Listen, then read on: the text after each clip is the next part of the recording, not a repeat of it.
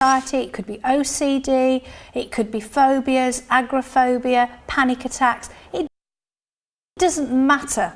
They are all under the same umbrella for us, because ultimately at the bottom of them is fear.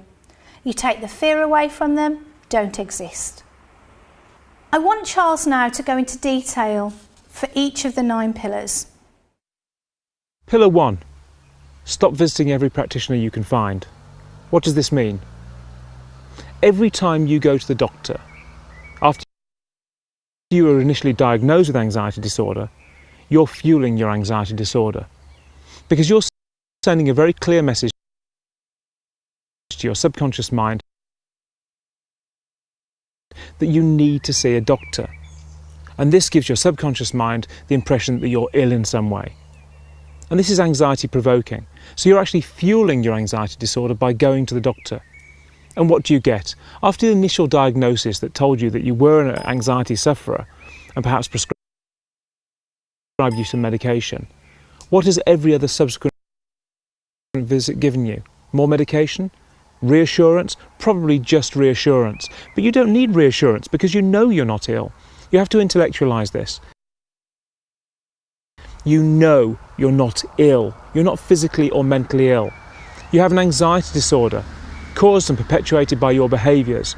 And it's one of these behaviours, in other words, going to see the doctor, that is fueling your anxiety. So you must stop it. Now, the only way to stop that is by actually to stop the behaviour completely. So you just stop doing it. But this is going to cause anxiety initially, probably.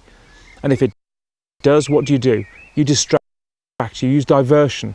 And you use diversion powerfully. So as soon as you get the thought, I must see the doctor, you use diversion to divert away from that whole notion.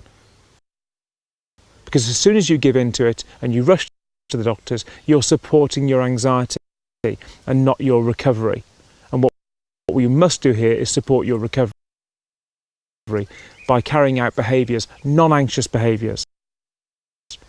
And it is vital that you understand that from now on, you have to play the part of an actor playing you in the story of your life, but the part of your non-anxious you, somebody without anxiety. And that's what I did. I'd wake up in the morning and I'd pretend I was somebody else behaving in a non-anxious way, playing the part of me. And by doing that, you can undermine and remove these subconscious anxious behaviours.